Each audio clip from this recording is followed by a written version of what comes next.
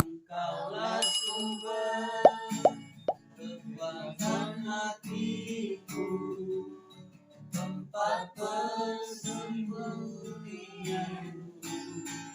Engkau menolong saat susahku, tempat perlindunganku. Kau menara dan perisai hidupku.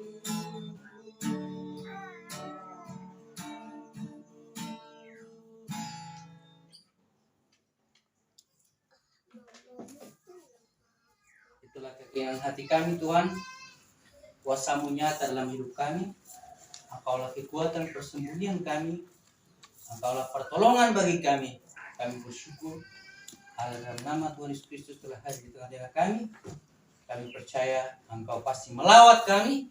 Maka yang sakit akan dipulihkan, disembuhkan. Yang lemah dikuatkan.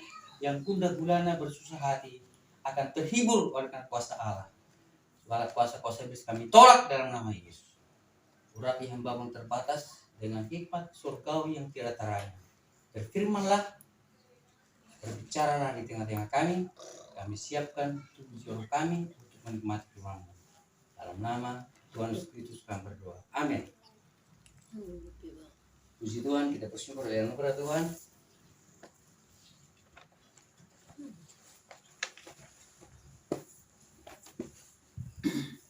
Kita bersyukur karena kebaikan Tuhan. Yang kita Yakub, senior saya almarhum yang sudah duluan kesabukan, selalu berkata begini, walaupun gigi tidak rata, tetapi tetap senyum. Artinya apa di sini? Kita sebagai anak-anak Tuhan harus menunjukkan sukacita. Ya. Jadi tidak ada di ukuran kita gigi kita itu berlobang-lobang atau bagaimana. Tetapi ketika kita merasakan, apalagi kita merasakan sukacita surgawi, maka kita akan tetap tersenyum. Amin. Menunjukkan bahwa Tuhan telah menjamah kita. Itu bedanya dengan orang lain. Ya. Jadi nggak usah kalau sudah punya keompong gitu, nggak jadi berut dia. Tapi tetap bersukacita karena itu.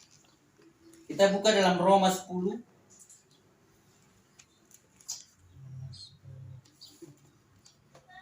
Roma 10.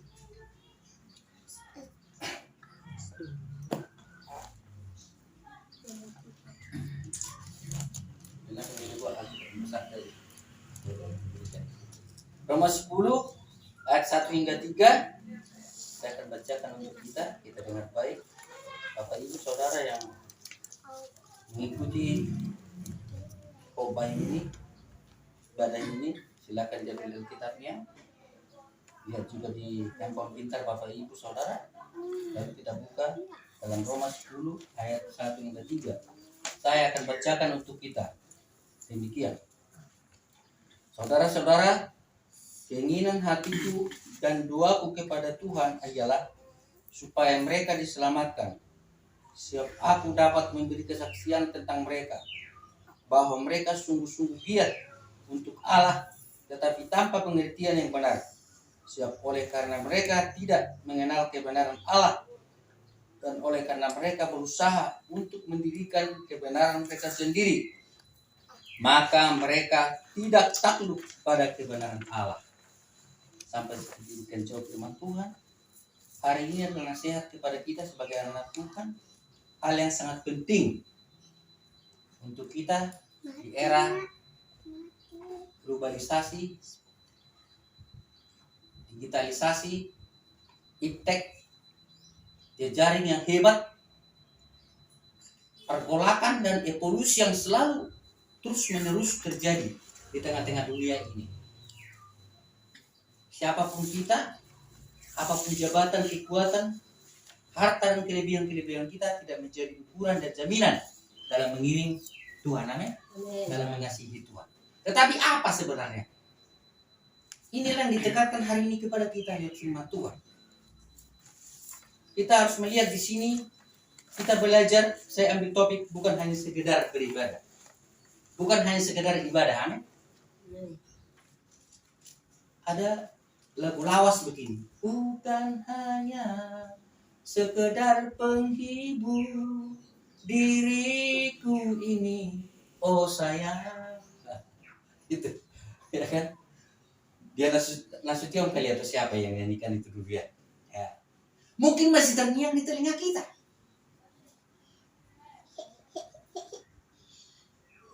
Pujian ya, lagu itu mengatakan sekalipun lagu lawas, seolah-olah sudah mengerti dan memang betul dalam hal menjalin asmara mereka, maka diungkapkanlah lagu itu bukan hanya sekedar. Itu artinya ada di situ lagu ode atau istilahnya lagu cinta ya, biar nuansa cinta. Tetapi dari katakan bukan sekedar penghibur dirimu sayang. Hubungan mereka jangan hanya sekedar penghibur. Ya. Bahkan juga sering begitu di kalangan mereka sudah suami istri. Kadang-kadang mereka ngerti, udah deh, yang penting sudah berkeluarga, kan? Tidak saling mengasihi, tidak saling mendukung, tidak saling mensupport. Apatah lagi sebagai anak Tuhan, kita tidak hanya sekedar beribadah, amin. Kita tidak hanya sekedar ibadah. Kalau hanya sekedar ibadah, ya bebas-bebas aja, suka-suka kita aja, kan? Tuhan mau seperti suka-suka kita. Tapi kalau suka-suka Tuhan beda, amin. Makanya ada lagunya suka-sukamu Tuhan. Kenapa tidak? Karena dia menjadikan kita. Tapi kalau suka-suka kita kepada Tuhan itu repot. Iya. Kadang orang tidak ngerti. Makanya selalu saya pakai istilah ketok. Bisa Tuhan ketok, tak gitu kan. Kalau kita bandel, ya kan? Tapi jangan sampai kita bandel, jangan sampai kita diketok. Amin. Amin. Dengan berbagai cara Tuhan membuat hal seperti itu. Oke? Jadi kita harus mengerti, bukan hanya sekedar kita beribadah. Surat ini adalah surat karya yang terbesar.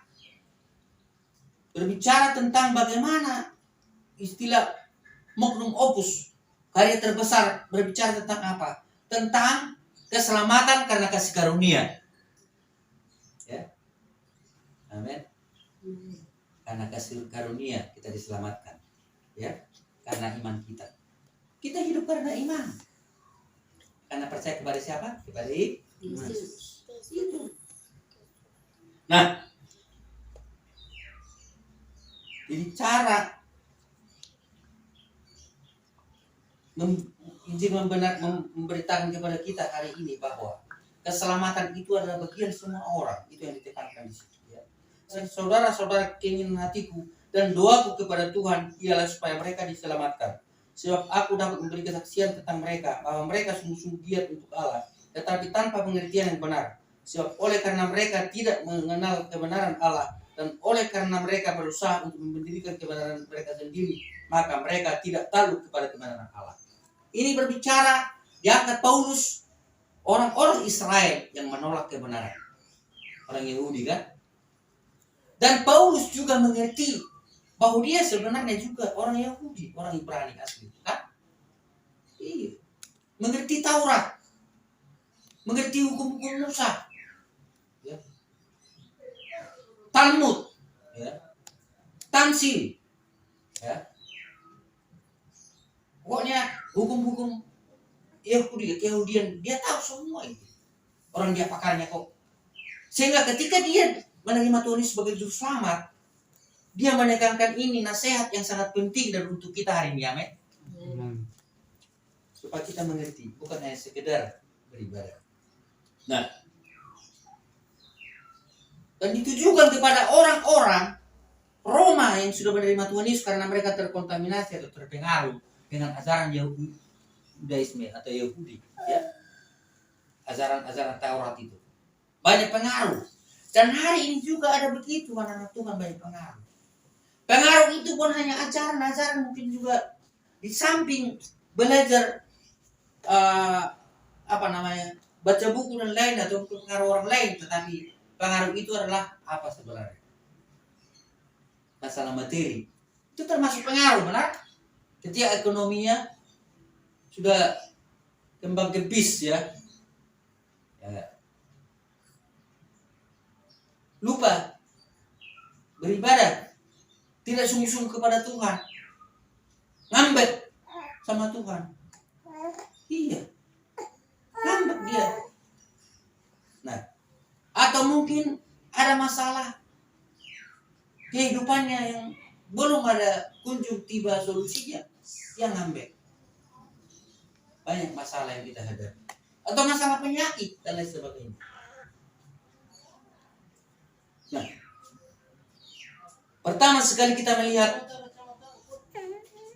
bukan hanya sekedar ibadah. Pertama, kita harus mengerti kebenaran. Amin. Supaya kita jangan sekedar beribadah. Orang yang tidak sekedar beribadah mengerti kebenaran. Benar kan? Katakan di situ. Sebab aku dapat memberi kesaksian tentang mereka bahwa mereka sungguh-sungguh giat untuk Allah. Sungguh-sungguh giat. Hari itu sudah kita belajar tentang karena itu giat dan sungguh-sungguh lah kan dalam pekerjaan Tuhan kan. Jeripayamu tidak sia-sia. Tetapi bukan hanya sungguh-sungguh dan giat kita, tapi apa? Harus mengerti kebenaran. Amin. Mengerti tentang kehendak Tuhan. Makanya ada orang yang giat beribadah. Ya. Aku sih giat. Tiba-tiba dia sudah di situ cepat-cepat. Puji Tuhan. Kalau memang itu benar-benar juga cepat-cepat dia menangkap dan melakukan firman itu yang lebih baik. Amin. Iya. Duduk paling depan. Kan gitu. Nonjolkin diri. Kadang-kadang Bapak sembahan dia. Mungkin pernah Bapak Ibu dengar. Wah, ditunjuk-tunjukkan gini atau dikipas-kipasnya dulu. Ya. Atau mungkin jangan dulu begitu gitu. Supaya kelihatan agak dipanjangin kan. Itu kan begitu sama Tuhan. Amin. Itu gak benar. Ya. Harus mengerti kebenaran.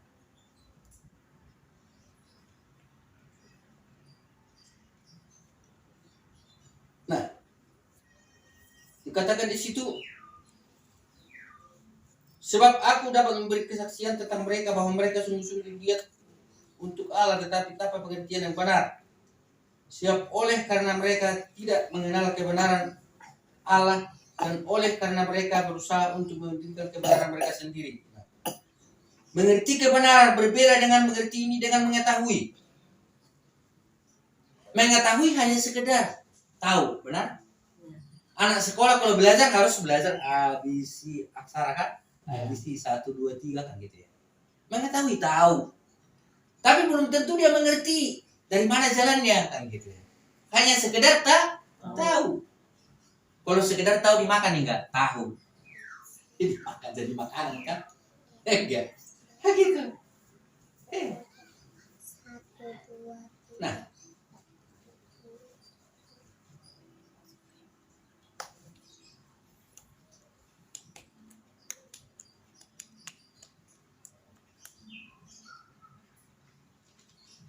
bedakan mengerti dengan mengetahui.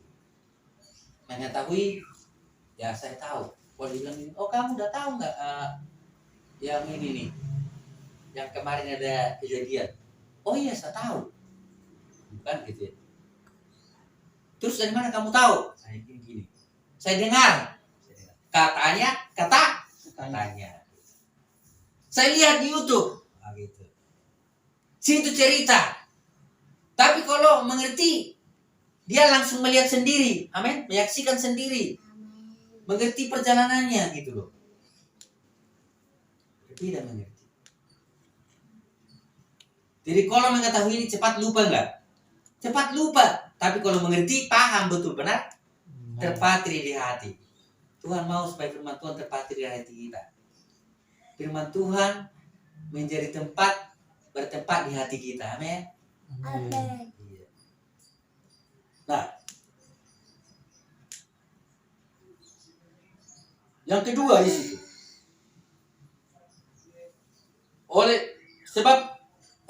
Sebab oleh karena mereka tidak mengenal kebenaran Allah dan oleh karena mereka berusaha untuk mendirikan kebenaran mereka sendiri. Yang kedua, harus mengenal kebenaran Allah. Amin. Exosin, mengenal. Ya. Mengenal ini berarti ada sesuatu yang dilihat, ciri-ciri, benar? Iya. Kita punya ciri-ciri, benar? Iya. Kalau misalnya ini ciri-cirinya orang ini, kita, di ciri-cirinya panjang rambut dia. Terus ciri-cirinya hidungnya mancung ke dalam. Gitu. Ya. Ciri-cirinya hidungnya agak keranjang sedikit, agak besar, agak semangka, kalau gitu ya. Nah, itu ciri-ciri. Ada tai lalat di bibirnya. Macam-macam. Nah, itu ciri-ciri. Jadi ciri-ciri kita sebagai anak Tuhan harus kelihatan. Sehingga kita mudah dikenal. Amin. Iya. Mudah dikenal orang. Kalau Tuhan sih sudah mengenal kita semuanya sebenarnya. Pengenalan secara umum. Tapi kalau pengenalan secara pribadi Tuhan tahu, tapi kita yang tahu dengan Tuhan. Ya, kita tidak bisa bersembunyi main peta umpet kepada Tuhan. Amin. Ingat, jangan main peta umpet kepada Tuhan. Bersembunyi.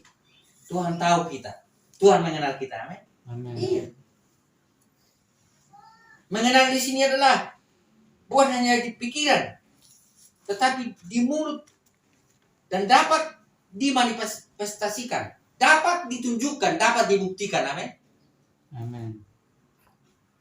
Harus ada manifestasi, sesuatu yang bisa dilihat, dibuktikan. Kita bisa berbicara kita anak Tuhan, benar? Mulut kita bisa berbusa-busa bilang, saya anak Tuhan, saya anak Tuhan Yesus. Tapi apakah benar kenyataannya begitu dalam kesehari-harian kita?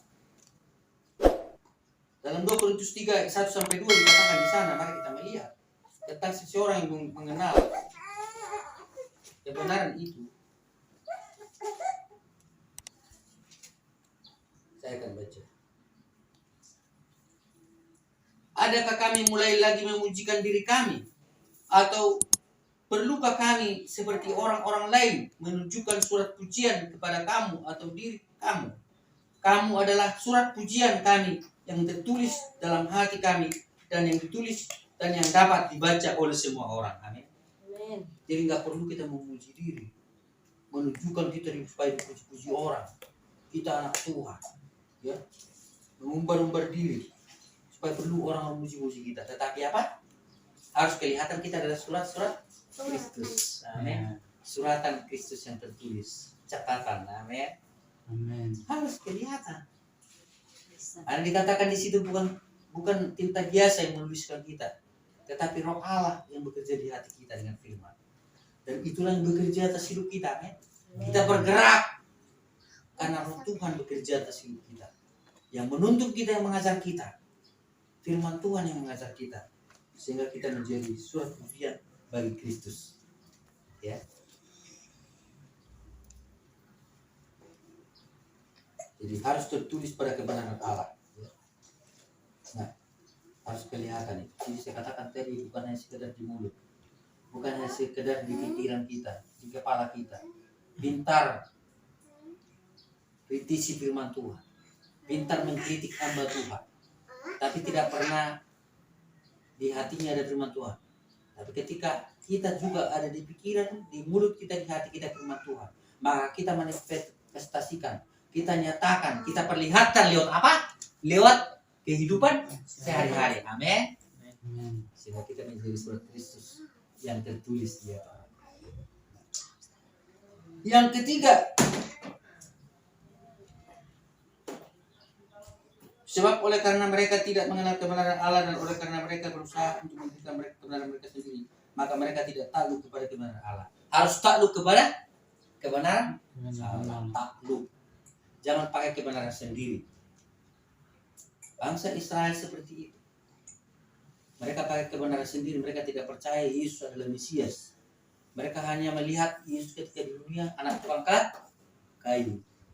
Ya, papanya siapa? Om Yusuf, ya. Babe Yusuf, ya.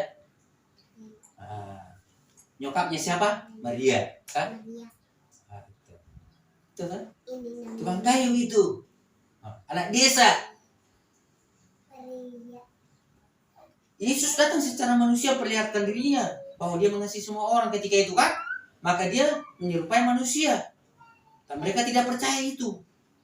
Dan sampai sekarang umumnya bangsa Israel itu menantikan Mesias itu. Tidak percaya. Untuk itulah akhirnya berlarilah ke kita ini. Amin. Kasih karunia kita boleh terima. Sehingga kita beroleh keselamatan melalui iman kepada Yesus. Itu yang ditekankan di sini. Jadi harus tunduk kepada kebenaran Allah. Saya katakan tadi bahwa Paulus mengorek dirinya dulu begitu. Tetapi dia katakan dulu saya nggak percaya itu Yesus bahwa ada kehidupan kekal. Tapi setelah saya mengenal Tuhan Yesus sebagai juru selamat, dia angkat saya, dia pilih saya. Maka saya harus takluk kepada kebenaran. Amin. Dan kamu juga orang Roma yang sudah percaya, jangan dipengaruhi oleh ajaran-ajaran Yudaisme, ajaran-ajaran Taurat dan Musa. Tetapi harus percaya pada Yesus bahwa Dia adalah jalan keselamatan dan kepada kita semua sekarang. Amin. Itu yang membuat kita boleh bersuka cita hari ini. Kita bergembira karena Tuhan mengasihi kita. Jadi kita bersyukur oleh anugerah Tuhan. Kita mengerti hari ini, Bapak Ibu Saudara Anda yang mengikuti dengan setia penyampaian firman khotbah yang selalu dikumandangkan lewat ibadah-ibadah dimanapun atau lewat ibadah hari ini, lewat khotbah hari ini. Ingat, bukan sekedar beribadah, bukan sekedar ibadah sebagai anak Tuhan. Kita harus mengerti ketika kita diselamatkan. Kita harus mengerti kebenaran itu. Mengerti berbeda dengan mengetahui. Mengerti berarti memahami betul. Menikmati betul. Merasakan betul. Dan bukan hanya sekedar mengetahui. Bedakan itu. Yang kedua, mengenal kebenaran. Eksosi. Mengenal itu adalah sangat dalam. Mengenal. Yesus mengenal kita secara pribadi. Amin. Masalah pergumulan kita, Yesus mengenal. Apapun persoalan kita, mengenal ada ciri-ciri yang bisa dilihat. Ya. Ketika seseorang mengenal, saya kenal. Ketika, dia itu. Jadi kita harus mengerti, harus ada pengenalan kepada Allah yang benar. Ya, pengenalan secara pribadi. Amin. Seperti Yesus mengenal kita sebagai domba-dombanya. Dalam Yohanes 10 dikatakan, aku mengenal domba-dombaku dan domba-dombaku mendengar suaraku. Mengenal aku. Harus seperti itu. Amin. Harus ada hubungannya, korelasinya. Nah, yang selanjutnya mengenal di situ adalah bukan hanya di pikiran, di mulut, perasaan di hati, tetapi memanifestasikan, menunjukkan, membuktikan, menyatakan bahwa kita adalah anak-anak Tuhan. Kita adalah orang percaya, kita adalah milik Kristus yang bisa dilihat, dibaca dari hidup kita sehari-hari. Yang selanjutnya harus takluk pada kebenaran Allah. Jangan buat kebenaran sendiri, tapi harus takluk, tunduk kepada kebenaran itu, yaitu firman Tuhan. Puji Tuhan, sampai di sini firman Tuhan hari ini. Biarlah Roh Kudus bekerja atas setiap hidup kita. Biar Tuhan tolong kita. Haleluya, mari kita berdoa. Bapa, kami bersyukur buat firman-Mu yang luar biasa hari ini. Telah Tuhan bentangkan di tengah-tengah kami. Bagi kami, umat-Mu yang ada di sini, dan bagi umat-Mu yang mendengar dimanapun mereka ada hari ini, yang mengikuti khotbah ini, firman Tuhan yang sudah kami nikmati bersama. Biarlah kami mengerti kebenaran itu sebagai orang-orang yang sudah selamatkan. Bukan hanya sekedar kami menjadi umat Kristen, bukan hanya sekedar kami beribadah. Kami juga mengenal bagaimana kami mengenal Tuhan, mengenal kebenaran-Mu. Karena Tuhan mengenal kami secara pribadi. Kami juga harus takluk kepada firman-Mu Tuhan. Tuhan, tolong kami Bapa yang baik. Dan kami juga Tuhan harus tetap hidup dalam kebenaran-Mu. Terpujilah Engkau Bapa yang baik. Kami bersyukur buat firman-Mu Tuhan. Ajar kami sehingga kami boleh menunjukkan hidup kami, kehidupan aplikasi hidup kami, bahwa kami adalah anak Tuhan. Boleh dibaca oleh banyak orang. Terima kasih, terpujilah Engkau Bapa yang baik. Hamba-Mu berhenti berbicara, namun Tuhan percaya Roh Kudus tidak pernah berhenti berkata-kata di tengah-tengah kami. Terima kasih umatmu hari ini Tuhan. Engkau menolong memberkati. Sembuhkan yang sakit. Engkau tolong mereka yang lemah. Tuhan kuatkan. Yang susah Tuhan bukan. Yang berdosa Tuhan ampuni. Yang terikat Tuhan lepaskan. Terima kasih. Kami kembalikan puji hormat pada nama di atas segala nama Tuhan Yesus Kristus Tuhan kami. Haleluya. Amin.